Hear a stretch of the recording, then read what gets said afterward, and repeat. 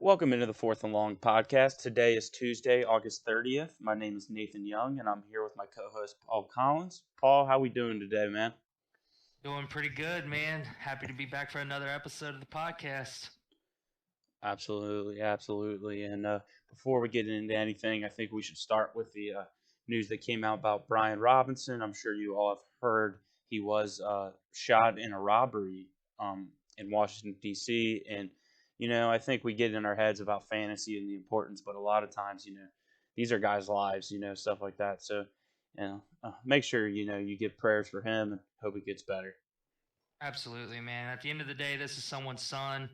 You know what I mean? It's more than just football when stuff like this happens. So, doctors are saying he might be able to return this season. So, hopefully, we're hoping for a speedy recovery and just being able to live a normal life, let alone just playing football again. Yeah, I mean, it's sad if it happens to anyone, but especially a guy that, is coming out young and wants to start making a name for himself in the NFL and has had nothing but good reports coming out of training camp and things seem to be going right. Something like this can really be a detriment to you. So hope the best for him. Absolutely. But Absolutely. on more positive, to switch notes and get more positive news, we will go to the Alexander Madison trade rumors, which is very, very interesting for me for not only Dalvin Cook, but Alexander Madison. The team says that they're not actively putting him on the trade block, but are willing to accept offers. Yeah, this was kind of a strange one because, like, I'd never even considered Alexander Madison to be like a even remotely a trade target. But I mean, we know Alexander Madison's talent. Every year, it seems like Dalvin is due to miss at least a couple games. So I feel like if you do have Dalvin Cook, if he does get traded, I feel like this hurts you in a way because every time that Alexander Madison has replaced Cook, it always seemed like he's been like a top 15 fantasy option. So I feel like this hurts Dalvin Cook owners more than anything.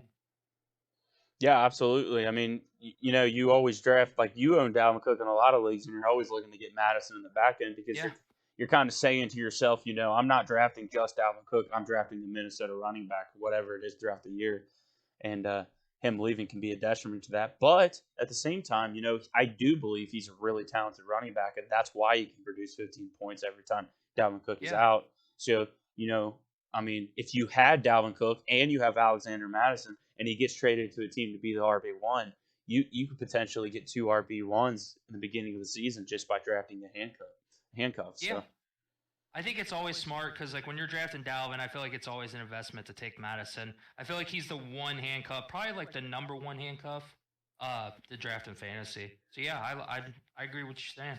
well, absolutely, yeah. And the reason for that is because handcuffs aren't always guaranteed. That's the Yep. thing is people always want to draft the handcuff. They talk about Chuba Hubbard for Chris McCaffrey. They talk all Yep. these things like a lot of times these stud running backs are stud running backs, and that's why they produce points. Sometimes they're on bad teams. Sometimes there's other factors that play into it. Sometimes they're not always the guaranteed handcuff. So you drafting these guys late in your draft might just be a waste of a pick. But we know with Yeah. Alexander Madison, he's the only one. I would say him and Tony Pollard are the two that if someone were to get down, and I would say Kareem Hunt as well. But if you knew they were going to get down, those three guys are going to come in and be the running back one for that team for sure. So those are the only three that I really think are worth getting. Yeah. Uh, Absolutely. We seen last year with like Chuba Hubbard, like really didn't stick out that much. no, he So like wasn't able to do it. It showed that they're a bad offense. It showed you yeah, how good Christian McCaffrey is at football. really, that's So very true. so Yeah. there's a little news for you today. I know there was another little snippet about Ramondre Stevenson. You said to me Yes. before we went on. Yeah, so the report came out that it was basically questioning will Ramondre Stevenson see more of the third down work now with running back Ty Montgomery like missing practice because I know they brought Montgomery in to try to replace the James White role. So we might see Ramondre Stevenson kind of step into the James White role potentially. I don't know.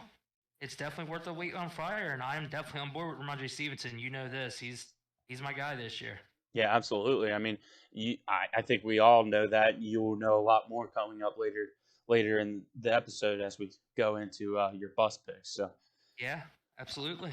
getting into that, let's start with the first segment we're going to get into today, which is sleepers. So we're going to go each give you a sleeper, that you can find late, maybe in your draft, maybe on the waiver wire. Who knows?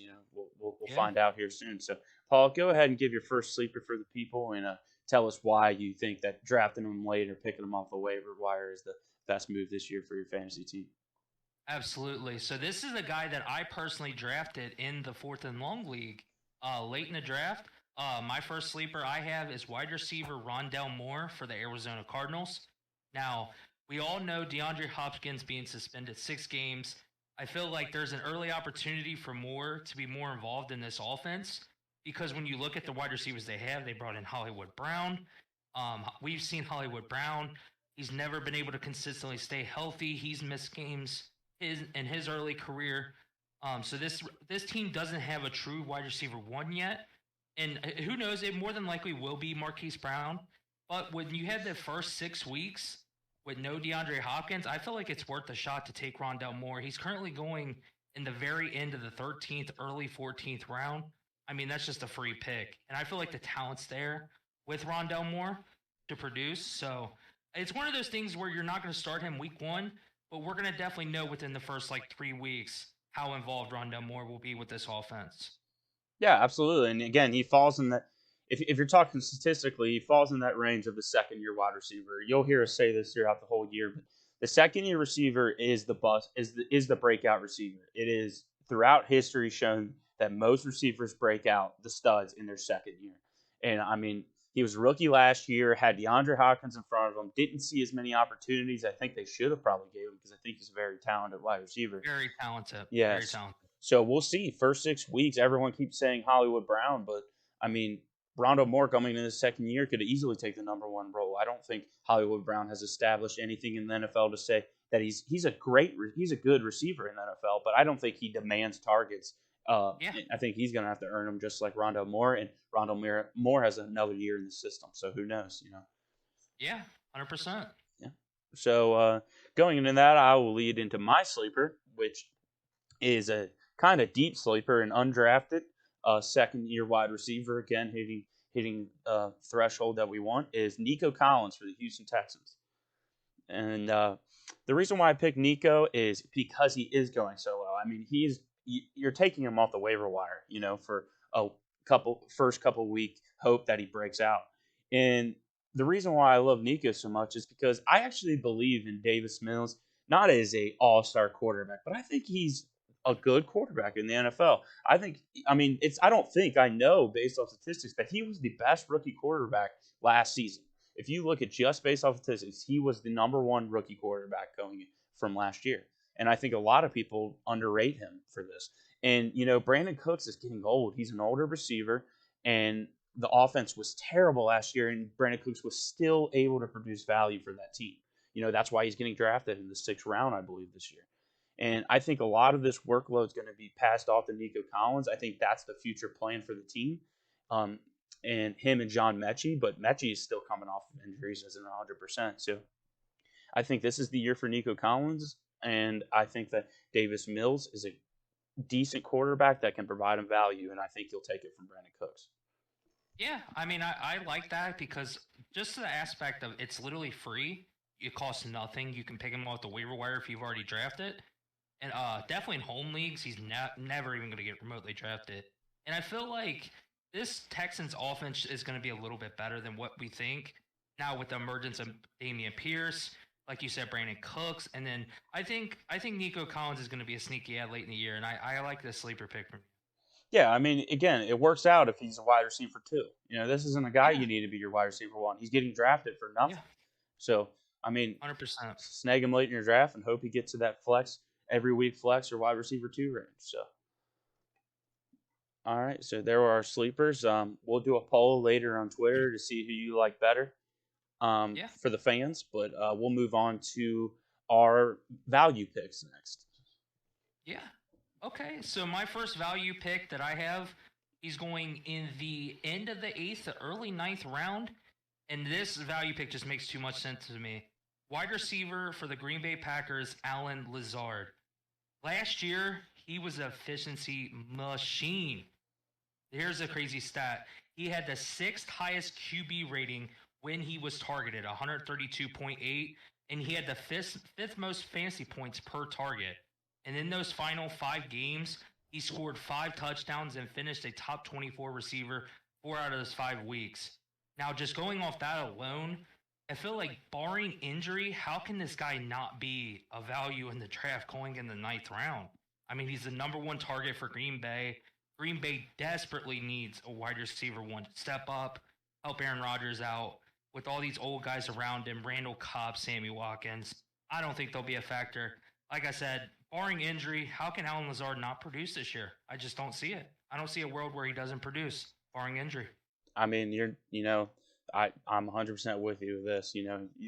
Just not take my Green Bay fandom out of it. I mean, Yeah. you're getting the wide receiver one for Aaron Rodgers. This has always been an awesome position to have in fantasy, and you're getting what in the eighth round, early ninth sometimes. Like, Yeah. you're Yeah. you're getting think about the last couple, Jordy Nelson and Devontae Adams for his last two number one. I'm not saying he's this, but you're drafting those guys in the second. This is a guy Yeah. you can get in the ninth round with potential to be Aaron Rodgers number one. And if you ask Aaron Rodgers, which they did, who's the plan, the transition plan from Devontae Adams, he said, isn't it obvious? It's Alan Lazard. He almost seemed like it was a question. So, I mean, I think this is a great value pick for you in the ninth round for sure. I'd be even safe to say if you have to reach up into the seventh to get him, because like there's a lot of murky guys at that spot. Don't be afraid to reach up into the seventh round to take this guy. I mean, he's just going to be efficiency machined. I absolutely love him. Absolutely. A great pick. And that transition to my value pick, which is the running back for the Los Angeles Rams, Darrell Henderson. And I picked this, honestly, just based off what is coming out of camp. I mean, they were literally saying how Sean McVay is having a different view of the offense. He's had too many injury risk and views the talent of Darrell Henderson and Cam Akers around the same level. And I don't think anything is moving based off these reports. I mean, Cam Akers is still high in drafts, and Darrell Henderson is going in the 12th round. I mean, I just don't see how you hear this and don't move him up a little bit. He's going around the range of certified backup running backs. Guys that have no chance of starting. And I don't know how you don't see a good offense in the Rams, an injury-prone running back like Cam Akers. That could easily go down. He's had the worst injury that you can get to running backs and was very inefficient at the end of last season. There's no reason that Darrell Henderson couldn't earn a spot on this roster to at least be 50-50. And then if Cam Akers gets hurt, he has more value than that. So I don't understand why he's going so late in the 12th round with running backs that aren't going to see the field without an injury. So I think Absolutely. And like when you consider, like, I mean, the Rams are a top 5 offense in the league. Like, you want shares anywhere you can get from this offense. And going in the 12th round, I mean, how can you pass on that? Like you said, there's running backs going around that need an injury to happen. And Henderson may have a role with no injury to Cam Akers. I feel like that's the biggest thing about Cam Akers. We don't know the role of Henderson yet. And I think that going this late in the draft, you can take that gamble. And in 12th round, if it burns out, it burns out. It's like a free pick. Yeah, absolutely. I mean, you're taking Kareem Hunt with Nick Chubb. You're taking a lot of these 50-50 backup running backs fairly high, and the only one that I think isn't getting the credit is Henderson. Yeah, 100%. I like that. I mean, he's getting, for instance, this is where he's getting drafted. He's getting drafted by the likes of running backs of Nyheim Hines, Isaiah Spiller, Brian Robinson, who we just brought up, Kenneth Gainwell. I mean, these guys are certified not options unless their running back goes down. And I don't see it. I mean, he's had the trust of Sean McVay. And everyone says, well, Cam Akers was getting a ton of value at the end of last season. Well, yeah, he was getting that value because Darrell Henderson wasn't on the field. He was injured. So we don't know what it looks like when they're both in the locker room. So I don't know. I think he's getting drafted way too low, and this is why he's my value. Yeah, 100%. I like that. All right, moving on to our last segment, which is bust. You got to know who not to take in the draft. I'd argue this is the most important segment. Yes. Leading into my first bust, it ties into the little bit of the news that we talked about earlier. My bust number 1 is running back Damien Harris for the New England Patriots. When we take a look last year and look at Harris's production, he had 15 total rushing touchdowns. When I seen this stat, I was absolutely blown away. I must have been sleeping underneath the rock when it came to this guy last year.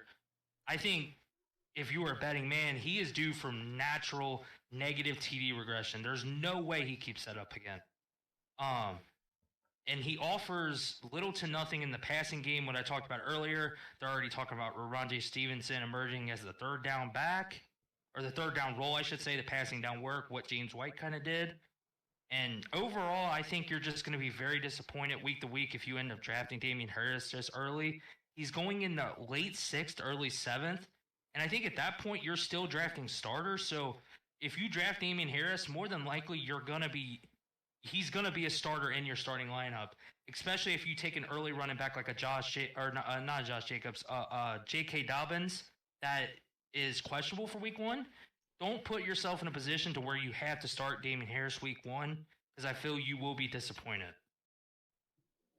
I, I I absolutely agree. I mean, it's just 15 touchdowns, man. You said it yourself. Like, is that offense? I don't think that offense gets better this year either.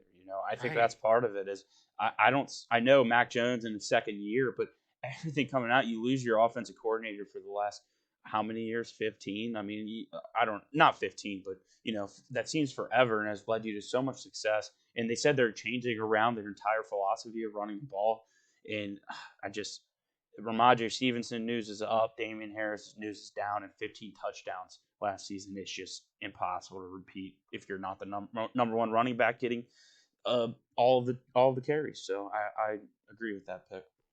It's a little wild to me that his ADP hasn't really changed that much with all the news coming out and just and like you said, the new coaching scheme. Like he's been going around this sixth round value pretty much the entire year, which is a little weird to me. Yeah, I feel like it's just the safety of the Patriots RB1. That's the idea. Is if they think Harris is RB1, the Patriots have always been a pretty good run team. Not saying Yeah. they produce the best running backs in the league, but there's always just that guy that's sitting there on your flex from the Patriots RB1, and I think that's what people are viewing him as now. But I mean, like you said, Ramondre has done nothing but emerge as a great running back in the NFL, and I think he's going to take a significant amount of the targets. So Absolutely. Leading into your bust now. I think this is going to be kind of a hotter bust opinion take. I haven't seen this guy talked about too much when it comes to bust. I'm yeah, interested to see what you had to say. Yeah, my bust is Darren Waller of the Oakland Raiders. He's getting currently drafted at the end of the fourth round, fifth round, which, I understand last year he was getting taken to the second or third. Like there was a lot of high value in him, and he is dropping. He's absolutely dropping, but I still think he hasn't dropped far enough. I mean, he is a target hawk, or that's what he was. That's how he got his value. I mean, think about it. He played 11 games last season, I believe, and 9 out of the 11 games he got over 7 targets. And that was before Hunter Ren. He was out almost the entire end of the season. So he wasn't playing when Hunter Renfrow was going off, and he definitely wasn't playing when Devontae Adams, the guy who's gonna demand 30% of the offense, was there. So you're taking a tight end who I think has amazing talent. Talent wise, I do not argue with Darren Waller, but in my opinion, he's going to be the option. He's going to be the third option on the team. And I know Josh McDaniels is there, and they have a new offense, and who knows what to do around the red zone. But they have always been a running team in the red zone. That's why Josh Jacobs has had value for his entire career. He never did it with yards. He never did it with catches. He did it with rushing in the red zone.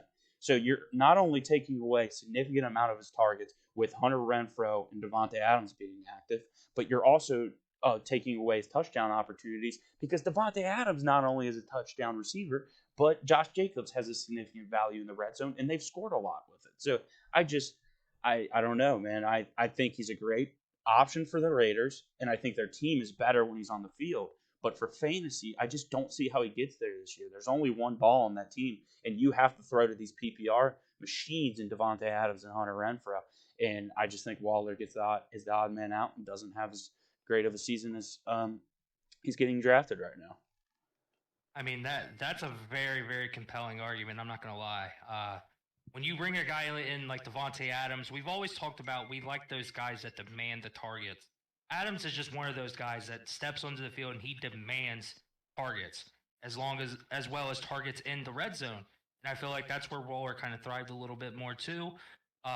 Definitely with Adams coming in, we should see some regression in that. So I mean, yeah, you've made a very very compelling argument. Yeah, I mean, again, it's like I hate to hate on Darren Waller because he's such a good tight end, and I think that's why he's still up in the end of the fourth, fifth round. And what he's done. I mean, 19 targets in week 1. I remember that. I drafted him last year. I was really high. I remember that. Yeah. And I thought I had the tight end one because of all the targets that he was about to receive. But I mean, Derek Carr. He's done his whole career. He finds his one guy he likes and he targets him. And he played in college with Davante Adams, who's probably the best receiver in the NFL. So if you think that's not going to be his guy this season, I have a hard time not believing that. So I think Waller just gets, again, he's the odd man out of the group. Hunter Renfrow, I think, he's a great receiver in the NFL. I think it's fair to say that. What he did at the end of last season, the way he gets open, I mean, he is just an awesome receiver. When you have 3 good options in a team that has been known for running the ball first, I mean, it's hard. It's hard to draft the tight end of that team, So I hope Josh McDaniels is listening to our podcast because I could really use the Davante Adams hype. Yeah, drafted him everywhere already. Oh man. Yeah, I mean, honestly, I think all Waller does is take away from the value of Davante Adams and Hunter Renfrow.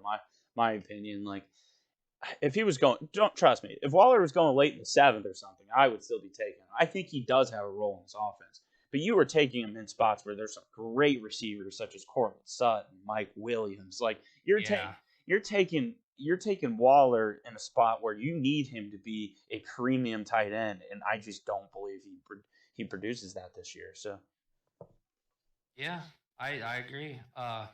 One more thing before we do end the podcast, there was actually a kind of like surprising cut like about 10 minutes ago. The Miami Dolphins cut Sony Michel, running back for the Dolphins. So this leaves the backfield open to Raheem Mostert and Chase Edmonds.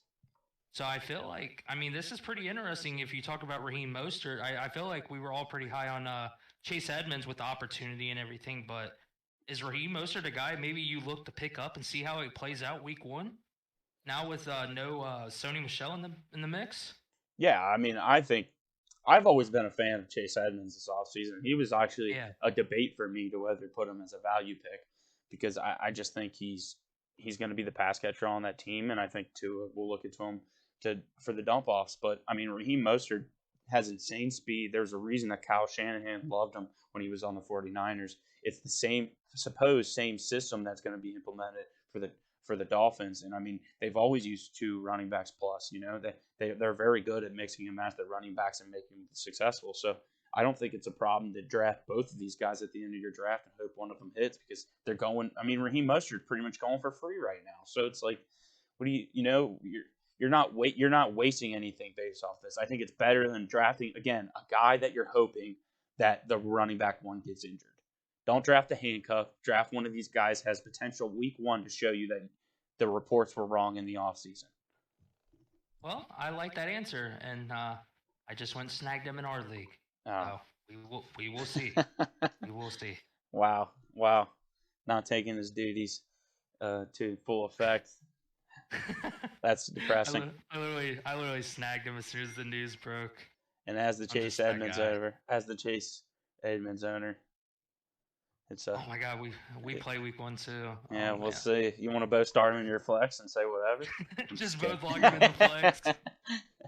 I'm just kidding. Oh man, that's awesome. These are future running backs. We'll see. So, but thanks again for listening to the Fourth and Long podcast, where your championship advice came at no price, and it was great talking to you guys today. Have a good one, guys.